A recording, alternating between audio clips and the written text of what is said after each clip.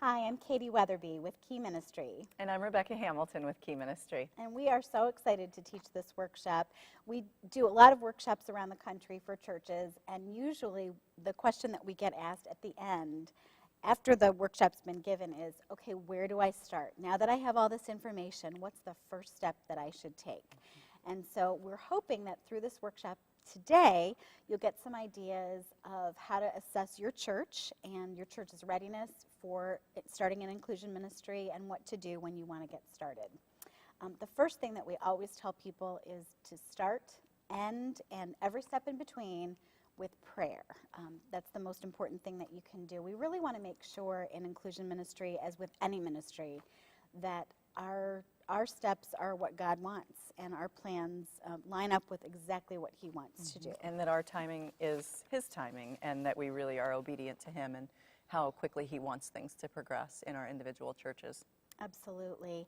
We also talk with folks about building relationships within the church. Many times when someone wants to start an inclusion ministry, it's because of an existing passion that they might have. Perhaps they're a professional in the field of special education, or they might have a child with special needs or know someone with special needs, and they really feel called to it, which is a wonderful way to start. But we also want to remember that other relationships within the church are really important, and this kind of ministry cannot be done alone. So we really encourage people to start building the relationships that they're going to need to sustain their ministry. Once they do that, it's also important to assess the church's culture. Every church is different. Big and small churches function differently. Churches of different denominations function differently, and it's important to take a look at how the church operates so that anyone starting a new ministry can be in line with those existing policies and procedures. So what else would you add to that?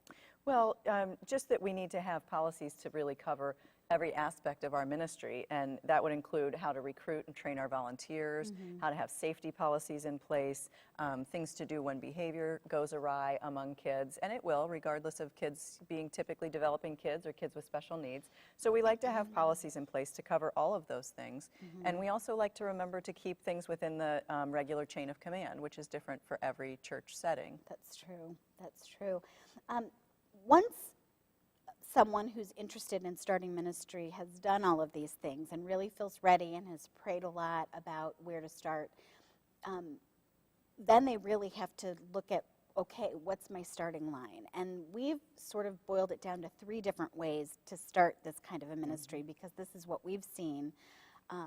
People either start with a program, and that often fits in with a larger church, where a lot of the church's functions are program-based. They might be outreach-based, where it's, again, a program, but it's specific to outreach. And then there's that last, oh, well, there's this one child type of situation. Right. And with the program approach, we find that it's a little more formalized. They might have a key, group of people working together who want to formally develop this program, present it to leadership, have their policies and procedures in place, get those approved. And the second type of model that we see, that outreach approach, is one that includes things like respite events. So if you would like to have a periodic event at your church where you care for kids with special needs while their parents or caregivers go out and have a well-deserved evening away and have trained volunteers at your church to provide this free of charge, that would be an outreach-based kind of That's your inclusion. favorite, It though, is. That is isn't it? my favorite. I love doing those, and I think it's so fun, and I think it really serves a huge need that is really a felt, perceived need in the community of parents who have kids with special needs. So I like to say it sort of scratches where it really itches, because it's such an underserved group of people. And that last, there's this kid approach, is one that Katie and I have just seen from being in churches so much and talking with them and working through. And sometimes we go in and do a workshop about special needs ministry, and people say, well, we don't really have that here. I mean, we don't really have kids with special needs. And then we do the presentation and talk about kids who have autism and anxiety and ADHD and all of the other kinds of disabilities that we talk about. And then at the end, invariably, someone will raise their hand and go, but there's this kid. And they think that a light bulb has gone on, and they recognize those are the characteristics of kids that they do already have in their program, but they just didn't know what to call it or what it was labeled. So, well, and that's my favorite, because that requires very little, if any, money, and it requires very little staffing.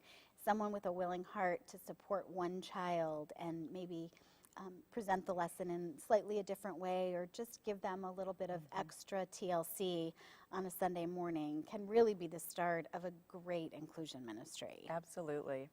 So, And after we identify these ways of beginning an inclusion ministry, there are lots of people in our congregations already who can be involved actively in the process. So why don't we talk about that for a minute, some of the people who might be involved. right. Well, and as we said, it's so critically important to remember that ministry cannot happen with just one person.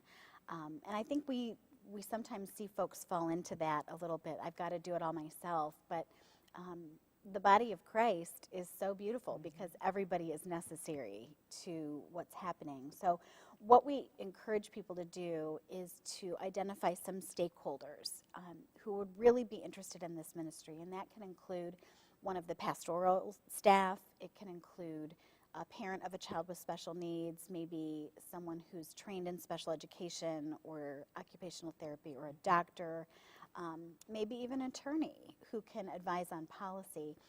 One of the things that I really like that our colleague Harmony Hensley recommends is to make sure to include on that team the parent of a typically developing child, because this models for other parents in the congregation that this inclusion ministry is for everyone. It doesn't matter if you have or if you don't have a child with special needs. Right. It's important across the board. That's absolutely true. Absolutely right. And an advisory team can really help, bring their areas of expertise into the church setting, which is something they don't always get to do. Every congregation has people who have worked with kids with special needs, whether it's something that they're professionally trained for or something that they're just naturally gifted for. Special ed teachers and speech and language pathologists and occupational therapists, physical therapists, and all of those types of people have a chance to work with kids in the church setting, and it gives them an opportunity that they don't always have at church, which I think is great. Well, I also like how this can be an outreach tool for professionals in the community. Many times, folks that we have encouraged people to contact aren't necessarily churchgoers, but they have a lot to offer a ministry like this, and it really sort of opens their eyes to the neat things that are involved with belonging to a church. Absolutely. And so it's just an opportunity for them to use their gifts for the body of Christ. Yeah, we even had a situation with one of our respite events at our church where we had something online that a teacher for kids with autism had found online and asked if she could volunteer. And we said, absolutely. And she said, well, kind of a disclaimer, gave us a disclaimer saying, but I'm not a Christian, I don't really go to church. And we said, well, that's okay. We're a church full of sinners, and that's okay with us. And what a great witness to her to be able to come into a church where people cared so deeply and so passionately for kids with special needs, and a witness to her as well. So I love that story as well. So as we think forward, once we have a team assembled and ready to work, it's important to sort of put some bones into this body. And policies and procedures are the structure, really, that's going to help folks to know what to do and when to do it and how to do it. You've had a lot of experience putting policies and procedures into place through respite outreaches. So talk a little bit about what that looks like. Absolutely. We have to be really get down to the practical level, I think, of thinking about the kids that we're going to serve, whether it's in a modified vacation Bible school program, or whether it's in Sunday morning programming or midweek programming, or at a respite or outreach event. That these are kids who sometimes would be interested in things that are outside our building, so we have to think of things like entrances and exits to the building, and making sure that we have security people who are stationed there, just as a, if for nothing else than just a visual reminder that the kids need to stay within the building. It's just a practical thing to think about, that these kids may, in fact, want to be curious about things that are outdoors, and to keep them safe, we need to be aware of that ahead of time. Things we call ministry in the light, so that is never being alone with a child in any area of the church. So if you have diapering or bathroom responsibilities, or a child who doesn't do those things independently, and you need to accompany or chaperone or even completely do those tasks for the child, that you need to be able to find another person, a floater within the building who can accompany you. And just keep an eye on things and make sure, which is just an added level of protection for the child, and for the parents of the child, and for the volunteers, and for the church as well. I've heard people say, well, these policies don't have to be so detailed. This is the church, and people should trust us. And that would be wonderful to be able to say that and know it for sure. But this is sort of where our society is right now, and I think that we need to be responsive to that by having the same high level of safety and security that our secular counterparts would offer. Yes, and if you can imagine the trust that you would have to have on being a parent and entrusting your child who perhaps doesn't have language skills and can't adequately communicate to you in words what has happened during his or her stay in the church, that's a huge leap of faith for a parent to take. So we do have to make sure that we treat it with that level of trust that's been given to us.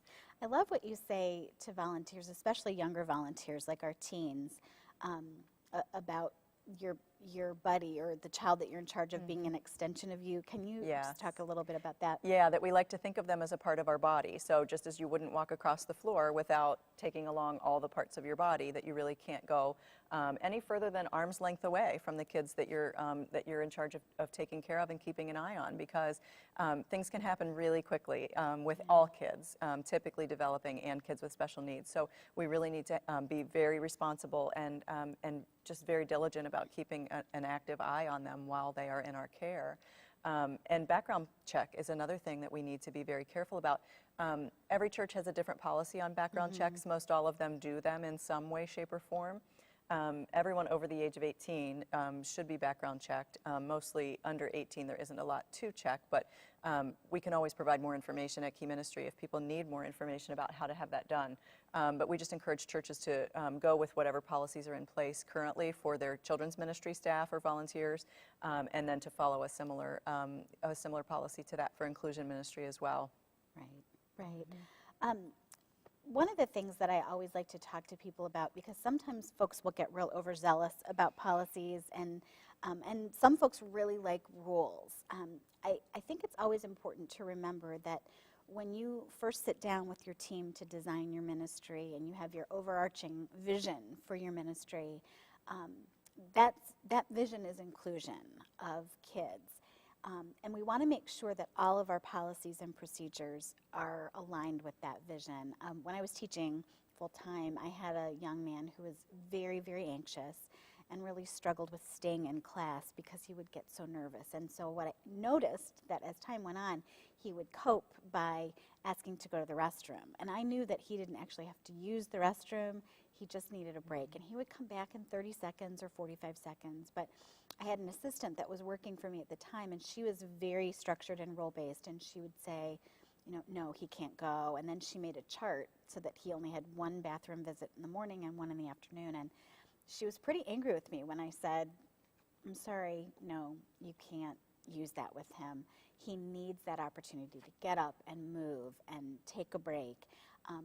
Over time, those bathroom visits really decreased because he was feeling more and more comfortable.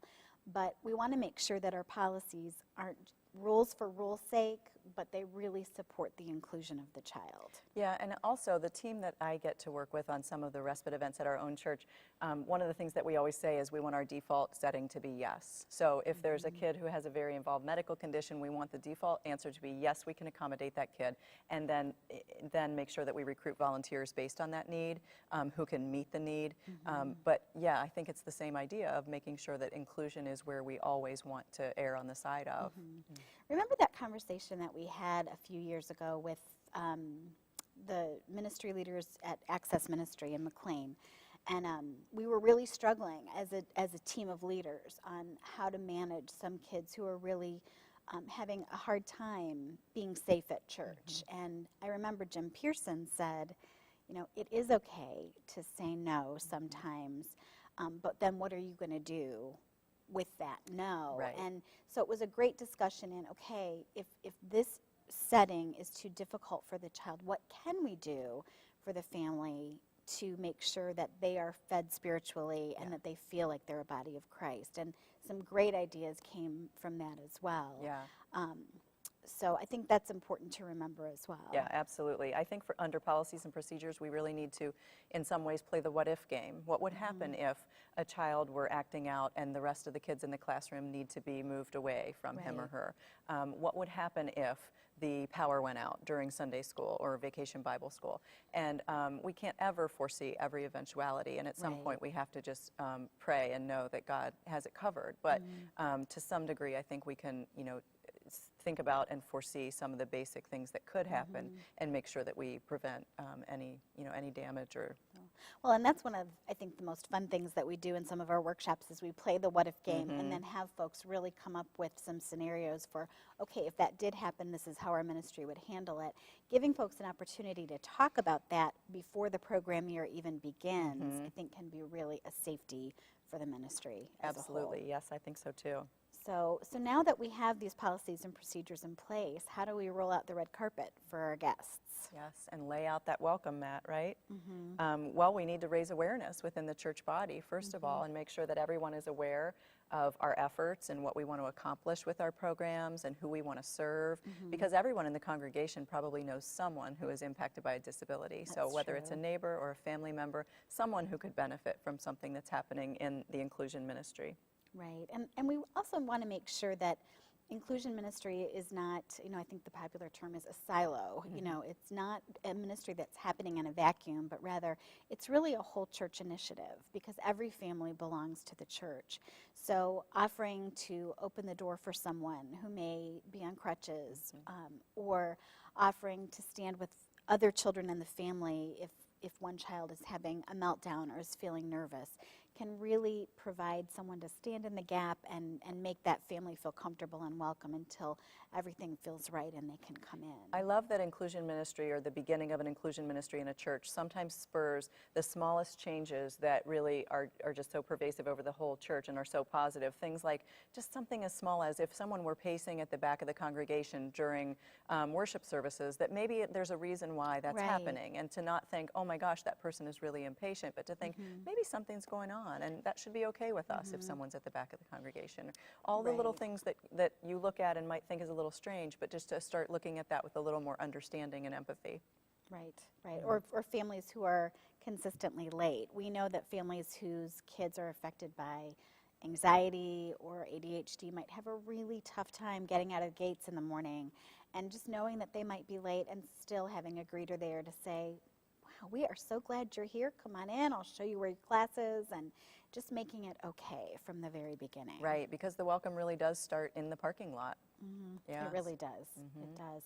So now that we've got policies in place and the church is ready to welcome, how do we let the community know that this is available? Right, a good word of mouth among your congregation is really the best place to start, I think. I think the community of parents who have kids with special needs is very tightly knit, and they talk among themselves quite a bit. Do. And so I think once you start doing a great job with one or two kids, that word will spread, and before you know it, you'll have no problem at all. Now, on the flip side of that, I don't want people to think that their doors will be knocked down by the community of parents who have kids with special needs. But I think that's a really good point, because sometimes when we do respite training, the folks at churches will say, you know what, I don't think we're going to be able to do this, because there's no way if we have 100 kids here for a respite event that we can have 100 of them come to Mass or to church on Sunday. Because we don't have enough volunteers. We don't have volunteers, we don't have enough space, we don't have enough materials. And I think it's important for folks to know that there very likely will not be a stampede on Sunday morning. Yes. What has your experience been with that? The numbers that we've seen in terms of families who will attempt a Sunday morning worship experience following having attended a respite event or an outreach event at a church is about 25 to 40% of the families within maybe 12 to 18 months following an event might try to attend a Sunday morning worship. And that is, it's pretty doable when you think about the numbers and how that actually translates into Sunday mornings. But it's something to keep in mind, because you want to get the word out, but then there are churches who are sometimes a little gun shy and say, oh, I have to be careful because we don't have that many volunteers to really support that. One of the ways that we've encouraged folks to get ready for the eventuality that people who are affected by disabilities might visit is to recruit some, we call them floaters, so that you've got extra folks on Sunday morning who are available. They might not be needed, but they might be. So just to have a couple folks who are trained and ready and willing to jump in and help out a child who has disability can be a wonderful way to sort of make a seamless transition. Yeah, and a lot of volunteers really like that post as well because they don't have to prepare and do a Sunday morning Right. lesson plan and, have a lesson planned every day for, Sunday worship. It's something on an as needed basis, and they just serve when they're really called upon to do it. So I think it's a really good position that volunteers like to do as well. Talk a little bit about when you were helping to plan for the luau, for example, and also for some of the respite events, the business card idea.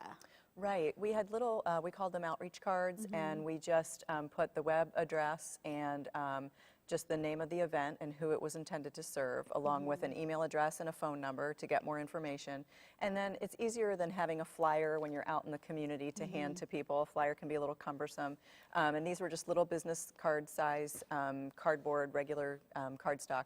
And it was a lot simpler to carry with you and to be able to hand to people to get information out about the event. So, and those are really inexpensive and easy to do on anybody's home computer as well, which makes it nice. I love that one story about the family that came to one of our respite events, and I was chatting with the mother, and this is a family who doesn't go to church. In fact, they are a Jewish family, and so they dropped the kids off. There's 3 of them, and then they headed out for dinner, and someone at the dinner, they met up with friends, and someone said, well, where are your kids? Because they knew how hard it was to get sitters for this particular family because of the special needs involved. And so the mom said, oh, well, our kids are at church. And all of the friends at the table, what are your kids doing at church?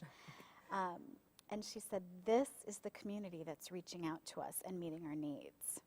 And it's a powerful statement. It's a very powerful statement. It is. I also love how when pickup time rolls around, parents are just loosely congregated in the atrium and sharing stories and laughing and getting to know one another and really having a good time. And relaxed. When they come in, they're rushed, they're hurried, they're stressed, and when they come back, it's like, they've had a little time to relax and get some space between, them and their day. And everybody's really relaxed at the end of it. Well, and I think as people plan, remember that, yes, your welcome starts in the parking lot and folks coming in, but being a good host and having a program or a ministry that works means making sure that folks can exit well, and providing that nurturing the entire time that they're with you is really, really important. Right. It might even be nice to help some of them out to the car if they have their hands full and papers and crafts and that sort of thing. It might be a nice touch as well to just help them out to the car. Right. But completing our thoughts about marketing the ministry, you can do simple press releases to your local newspapers. A lot of local papers want to know the things that are happening in their places of worship. So they like to know about the key players and the kids that you're serving and that sort of thing, as well as the website for the church itself. And a lot of people find not only that they will be able to give word of mouth, publicity to the event, but they also will find ways to volunteer for those events that are listed on the church website as well. One thing that I think is important to remember in terms of marketing, having something on the website is important, but our language that we're using in our signage, in our press releases, on our website really has to be very sensitive. We worked with a church several years ago, and they were so excited about their special needs ministry, and they wanted to have a booth in the lobby that said special needs check-in here. And that really troubled me, taking off my teacher hat and putting on my mom hat. If I were the mom of a child and had to drop her off at the one place where she could be typical and blend in, that would have been really hard for me to do. But yet this team was so well-meaning. I think, though, we've got to spend a little time talking about how to make sure that our signage is inclusive. Absolutely. And one of the churches that we've worked with uses a quiet entrance for some of its programming, which it's necessary for the kids that they serve because a lot of them are really bothered by the high noise and high light. So having an individual entrance for kids who are bothered by the noise and light is great, but we just have to be careful about what we call it. Yeah. I agree. Why don't you tell a little bit about the schools, working with the schools and getting word of mouth out about things like events, because it can't be a real formalized relationship between the schools and the church. No, it really can't, and rightfully so. There's got to be some boundaries there, and schools are are bound to that, and I think churches understand it as well. However, when you build relationships with people, by and large, they're going to tell good news when they hear it. In fact, we had the experience of bumping into that one teacher, and she said, "What is going on at your church?" And it was great to tell her all about the respite program that's happening here at our home church. And she said, "It's all my parents can talk about," and they keep telling their friends, and they all get together and have dinner, and they're having so much fun. She said, "I've never seen anything like that before." So with that, then teachers do start giving out the information. We've had great success working with the state support team here in Ohio, in the Cleveland area, and our colleague Harmony also has been asked to serve on a county board for respite for kids with disabilities. In the Cincinnati area. In the Cincinnati area. So by building relationships that are positive, we really can break down those barriers very effectively. And it's been just a joy to see that kind of relationship develop. Yeah, absolutely. And our inclusion ministry, just like any programming that we do within the church, we have to be sure that we're evaluating it on a consistent basis and making sure that it's really doing what it's intended to do and serving all that it can possibly serve. So why don't we talk for a minute about evaluating our programming and making sure that we keep tabs on it and keep improving it. One of the things that I think it's important to do is just to go back to those goals that the team has set out from the beginning, making sure that we're still focused on inclusion, and then talking a little bit about what's going well and what we can do differently. And I think including parents' feedback, including some of the kids' feedback. What do you like about church? What would you change about church? Can be very, very powerful as well. Yeah. You've had some experiences with this. We have done that for some of the inclusion ministry things that we do at our home church. We've done a very simple survey instrument that we asked some of the older kids, some of the young adults with special needs, and then some of their caregivers and parents and some of their volunteers as well to fill out. It was very simple, 6 questions, you know, what do you like, what's working, what's not working, what could you use less of, what's your favorite thing, what's your least favorite thing, those kinds of questions, just to gauge sort of, is it hitting the mark, is it doing what we wanted it to do, is it effective, and ultimately, is it pointing people to Christ, is it making them feel welcome in the house of God, and are they feeling like they belong here? Right. Shannon Dingle, who's another ministry colleague and is participating in Inclusion Fusion, always makes the point that we've got to shift from ministry to families with disabilities to ministry with, because they are just as much a part of the body as we are. And we're missing out when they're not here. Absolutely. Yes. Absolutely. Yeah, so one of the most successful things I think in terms of evaluating a program is the success journal that you have used sometimes in Sunday morning programming, and how you can keep track of some of the stories about the kids who have responded well to a certain certain thing. Stories are so powerful, and they're really encouraging when things aren't going so well.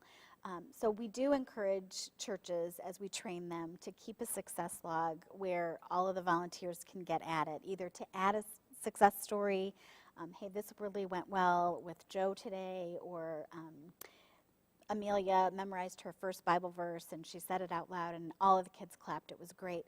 Those kinds of things are really important to share with each other as volunteers, also to share with the parents, because what we tell them about the child that day may be the only positive that they've heard in weeks about their child. So that's really important too. And then as we look forward to transitioning that child to the next grade or to youth group as they get older, or even to adult programming, we've got a nice record of what's going well so that we can capitalize on that and continue that child in his or her growth in Christ. Right, and it doesn't have to be anything fancy. It can just be a 3-ring binder or a loose leaf notebook, or whatever works. Keep it in the children's ministry office or some area that all the volunteers can get to it who need to access it.